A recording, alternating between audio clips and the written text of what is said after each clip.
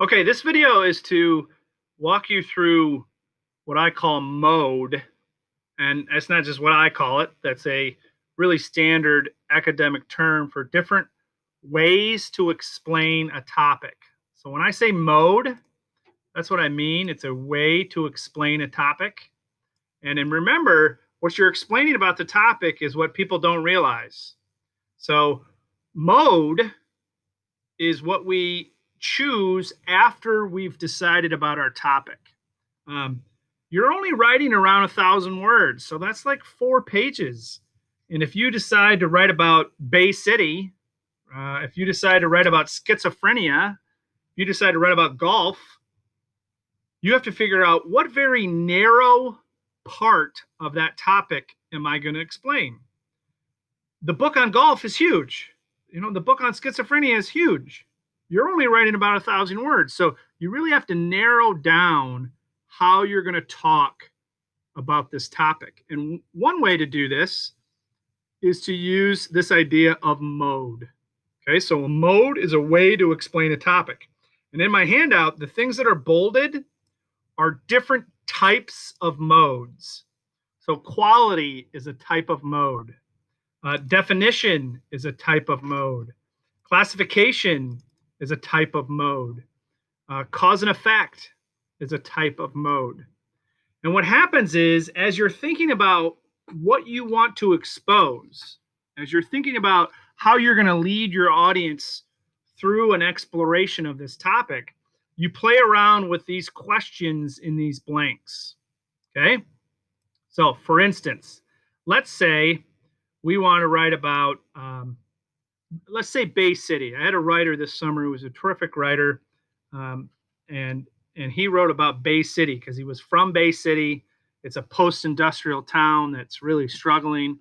He returns to it occasionally and is haunted by what he feels like is literally a smell of death in the air, right?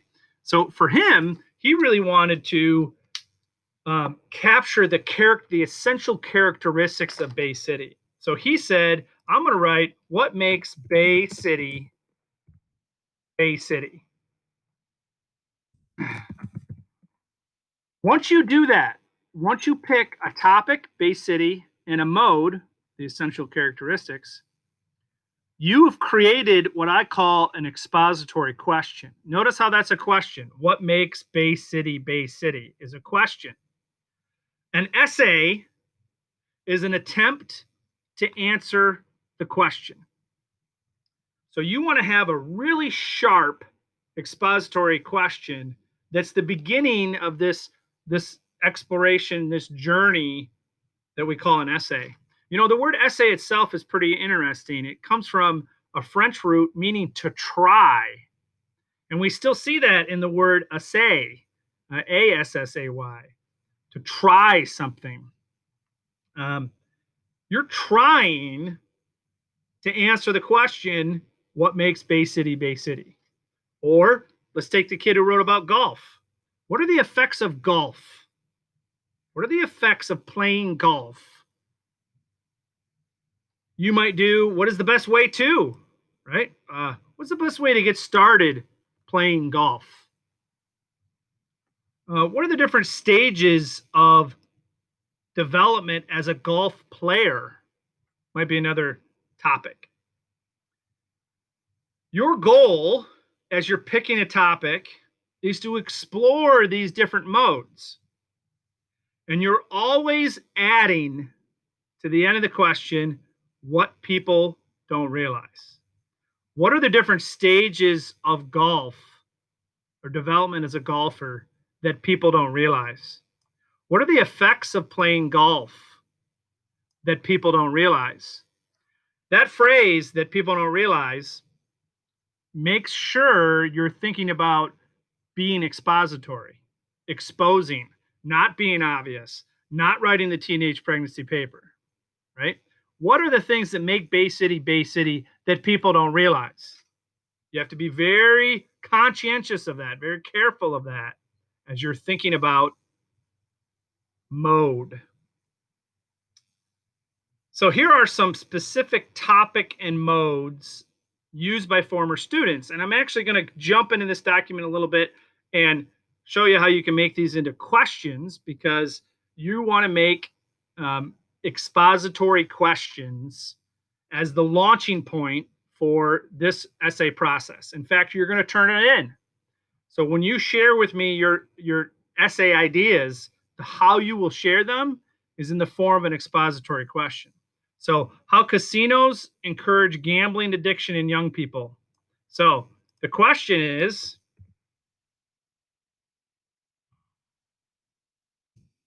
struggling a little bit, what are the ways that casinos encourage gambling in young people that people don't realize? That's the question.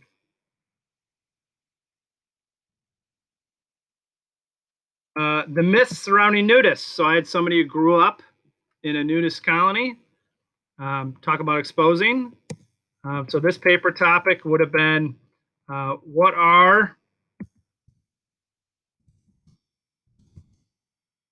the misconceptions about nudists that people don't realize? You can see how these statements can be expressed as a question, and then your essay is an attempt to answer the question. Long-term effects of getting an MIP. So, what are the long-term effects of getting an MIP? Why so many young adult voters feel disenfranchised? So, why do so many young adult voters feel disenfranchised? The advantages of video game role playing. What are the advantages of video game role playing that people don't realize? The non-obvious characteristics of effective web design. So, what are the non-obvious characteristics of effective web design? You want to pose your topic and mode as a question, because then it clearly directs how you answer. And this act of establishing what you're writing about as a question and then using that focus for your response grounds your essay in a clear rhetorical purpose and is a great exercise to use all through college. So let's say you're asked, write about the causes of the Civil War. Okay, so your question is, what are the causes of the Civil War? You might be asked, you might have to write about presidential characteristics. So your question would be, who was the best president ever and why? So creating a question that you're writing answers is a very common technique in the academic world. Let's look at a few more. The benefits of having ADD. So what are the benefits of having ADD? The addiction of eBay. So a paper that will explore that, there's a couple different modes there, right? So how to overcome the addiction of eBay, why eBay is addictive, the stages of senioritis. That was a great paper. That kid who had said he had senioritis. Of course, that's a made up term, but then he made up the stages. Of course, the first stage of senioritis is denial. I don't have senioritis. The second stage of senioritis is relishing it. Like, yeah, I got senioritis. Almost a celebration of it. I can't remember all the stages. Another one in there was, accepting that senioritis is a disease everyone gets for which there is no cure because it's called adulthood. It's recognizing that you're responsible for your own life. That is how that essay could be thought of as a question. So, what are the stages of senioritis? The way that farming or growing up on a farm develops character. So, what are the ways growing up on a farm creates character, or what aspects of character are developed by farm work or growing up on a farm? So, you want to be able to take your topic and mode play with them inside of these boxes, right? Thinking, which one of these is the one that makes sense for me? For my class, I want you to have at least 3. So by the end of the first week, you have 3 expository questions you think you could write about. And we're going to pick from them for essay 1.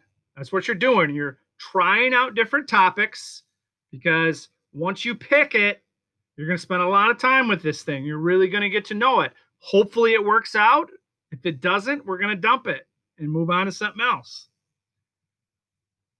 I think I've exhausted the relationship metaphor as far as I can for picking a topic is like picking your partner.